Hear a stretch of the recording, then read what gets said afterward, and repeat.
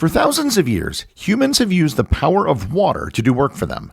At first, it was pretty simple, and then it gradually evolved to more complex and more efficient devices to harness the power of water.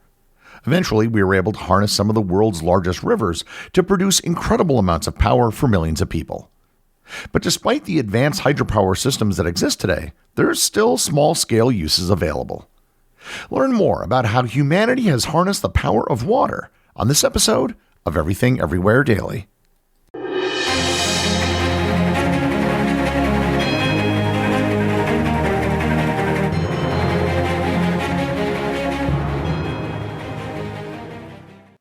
This episode is sponsored by Mint Mobile. I don't know about you, but I like to know where my money is going. The problem is that big mobile companies like money too. After years of paying a ton for wireless services, I finally got fed up with crazy high wireless bills, bogus fees, and free perks that actually cost more money in the long run, and just switched to Mint Mobile. Mint Mobile is here to rescue you with premium wireless plans starting at just $15 a month. All plans come with high-speed data and unlimited talk and text delivered on the nation's largest 5G network. Use your own phone with any Mint Mobile plan and bring your phone number along with all of your existing contacts. Nothing has to change. Ditch overpriced wireless and get 3 months of premium wireless service from Mint Mobile for just $15 a month. If you like your money, Mint Mobile is for you.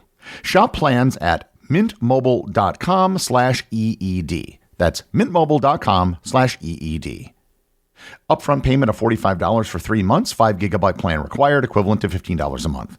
New customer offer for first 3 months only, then full price plan options available. Taxes and fees extra. See Mint Mobile for details. This episode is sponsored by the Up First podcast. Breaking news is broken.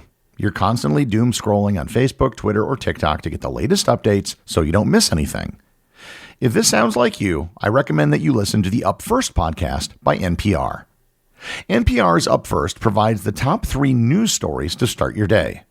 With digestible 10 to 15-minute episodes, it's all the news you need so you can get back to your life feeling informed while preserving your sanity, letting you get ready, make breakfast, or go to work. From politics to economics and both national and international news, Up First is the go-to daily habit for the news consumer who wants to stay informed but is forever strapped for time. With Up First, you can start your day a little more in the know than you were when you went to sleep. Up First is the cure you need for your news fatigue. It lets you stay informed of the top stories while allowing you to spend the rest of your day on things more productive or more enjoyable. Listen now to the Up First podcast from NPR. I've gone over the history of many different technologies and inventions over the course of this podcast. And a common theme with many of these inventions is that they usually have an origin that traces back about 3,000 years or more, and more often than not, it started in China. In the case of hydropower, as you'll see, that doesn't quite apply. The very first evidence we have of water engineering dates back to around 4000 BC, when the Mesopotamians and the Egyptians used irrigation canals to control the flow of water for agriculture. These systems were very simple. They would create irrigation canals and small dams to get the water where they needed it to go. For the purpose of this discussion, they often needed to raise water from a lower level to a higher level. This was initially done with buckets attached to a long arm to use the mechanical advantage of a lever. These early devices, which can still be found in use in the world today, are called a shaduf. Lifting water was a hugely important problem in the ancient world. The Archimedes screw, which is something you probably are familiar with, was his attempt to solve this problem. Around 300 BC, we have evidence of the Greeks and the Egyptians using a wheel to lift water. In Arabic, it's called a noria. This seems odd because it's the exact opposite way water wheels are traditionally used. Human or animal energy was put into the wheel to raise water to a higher level. Well, it didn't take long after this that someone must have realized that if you just let it run unattended, that the flow of water in a stream or river would turn the wheel, and maybe you could use that rotational movement to actually do something. It was around this same time period that the first water wheels were recorded. These early Greek water wheels, which were used for mechanical energy, were actually horizontal water wheels. Horizontal water wheels were used to turn a millstone to grind grain. The water wheel and the grist stone were parallel to each other and didn't require converting vertical rotation into horizontal rotation or vice versa. Around the year 200 BC, Philo of Byzantium wrote about early water wheels used to power grinding mills. The problem was that horizontal water wheels were pretty inefficient. By 20 BC, the great Roman architect and engineer Vitruvius described the vertical water wheel, which became widely used across the Roman Empire. The vertical water wheel was a huge improvement over the horizontal water wheel. At first, the wheel was just put into a stream, and the flow of the stream would turn the wheel. This was an improvement, but it still wasn't very efficient. A stream wheel is only about 20% efficient. The 1st century BC saw a lot of innovation in a very short time when it came to water wheels.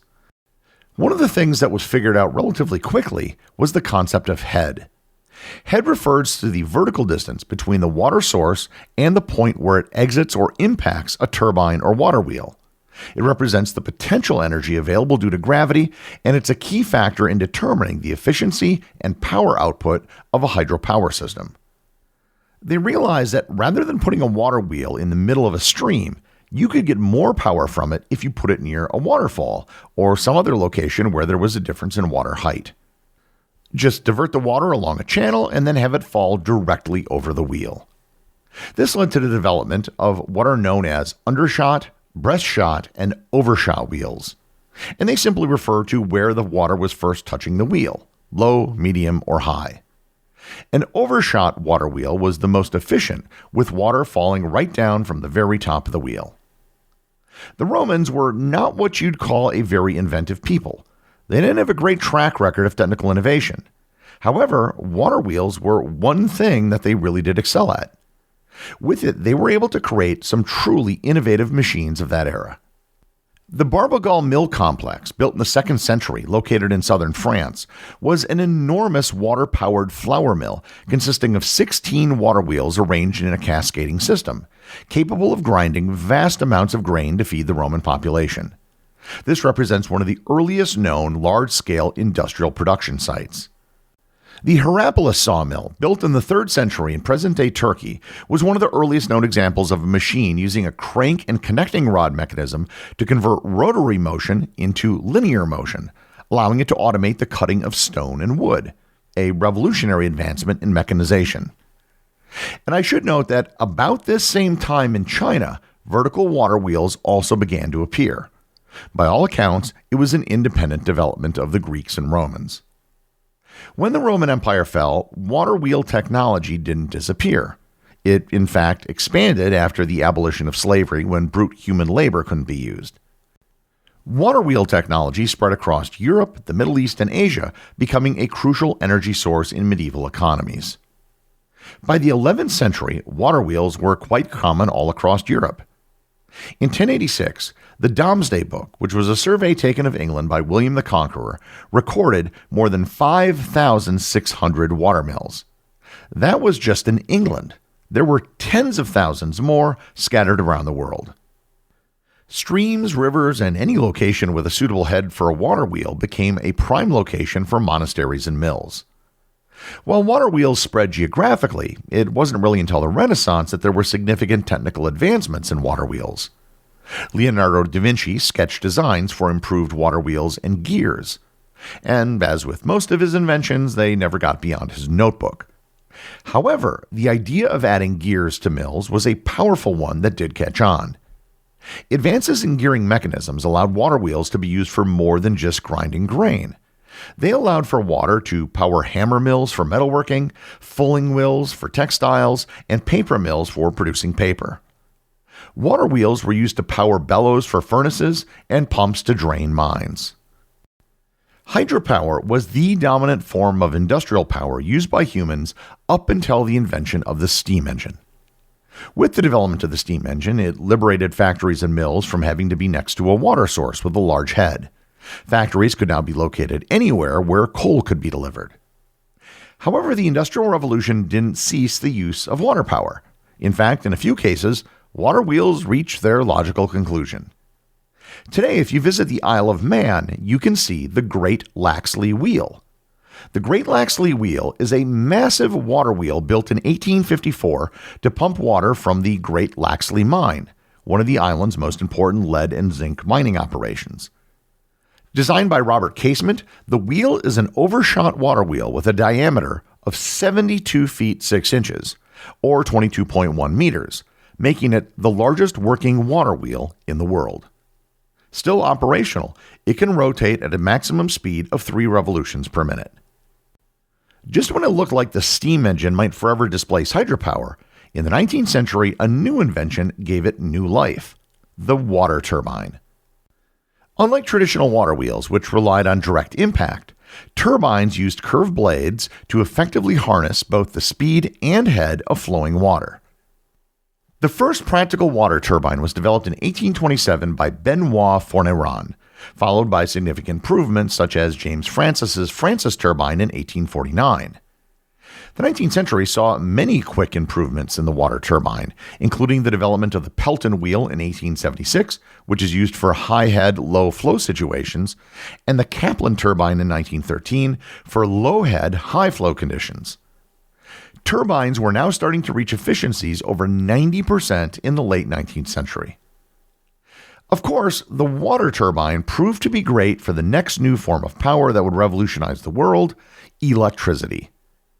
In 1872, the world's first hydroelectric power system was built in Craigside, England. However, it really wasn't much, as it was designed to power a single arc lamp. The world's first commercial hydroelectric plant was the Appleton Edison Light Company, which was built on the Fox River in Appleton, Wisconsin in 1882. The location of that very first hydroelectric plant is less than a mile from where I'm recording this very episode. That first hydroelectric plant had an output of 12.5 kilowatts. And there's a hydroelectric plant right outside my window right now, which is pretty small, that has an output of 525 kilowatts. And to put that into perspective, the largest hydroelectric facility in the world, the Three Gorges Dam, has an output of 22.5 gigawatts. By 1889, just 7 years after the first hydroelectric plant, there were over 200 in the United States. In 1895, the Niagara Falls Power Station began operating, supplying electricity to Buffalo, New York, demonstrating for the first time the large-scale potential of hydropower. Hydroelectricity quickly became an important part of electrical production. By the 1920s, hydropower accounted for nearly 40% of the world's electricity. The world's insatiable demand for electricity led to the development of more water turbines for electrical production and the creation of massive hydroelectric dams. Dams create more power for turbines than a regular river because they increase the head and regulate the water flow, maximizing the energy available for conversion. In a natural river, water flow is variable and often lacks the height necessary to generate substantial pressure. A dam stores water in a reservoir, allowing it to accumulate potential energy. When released, the water flows through channels at high pressure, striking the turbine blades with greater force, which significantly improves efficiency and power output compared to a free-flowing river. The Dnieper hydroelectric station, built in 1932, was one of the largest projects in the Soviet Union. Hoover Dam, built in 1936, and the Grand Coulee Dam in 1942 were some of the largest hydropower plants in the world at the time. In previous episodes, I've mentioned other massive dam projects around the world, like the Ansuan High Dam and the Grand Ethiopian Renaissance Dam. However, there isn't nearly as much dam building going on as there was almost 100 years ago. Environmental concerns and burgeoning costs have made them less attractive, especially considering that many dams have a very finite lifespan due to silting. However, there are other sources of hydropower that are still being explored. One is harnessing tidal power. This would involve putting massive turbines anchored below the surface of the water that would turn whenever the tides went in or out. And on the other end of the spectrum is microhydro. Microhydro is a small-scale hydropower system that generates electricity using the natural flow of water, typically producing less than 100 kilowatts of power. It's designed for individual homes, farms, or small communities, often in remote areas where grid electricity is unavailable. Unlike large hydroelectric dams, microhydro systems usually operate on a run-of-river basis, meaning that they do not require large reservoirs or significant environmental disruption. Despite being thousands of years old, we're not done with hydropower yet. From the extremely large dams on some of the world's largest rivers to micro hydro powering a cabin in the woods, hydropower will probably have a role in humanity's energy mix for centuries to come. The executive producer of Everything Everywhere Daily is Charles Daniel. The associate producers are Austin Oakton and Cameron Kiefer. I want to thank everyone who supports the show over on Patreon. Your support helps make this podcast possible. I'd also like to thank all the members of the Everything Everywhere community who are active on the Facebook group and the Discord server. If you'd like to join in the discussion, there are links to both in the show notes. And as always, if you leave a review or send me a boostagram, you too can have it read on the show.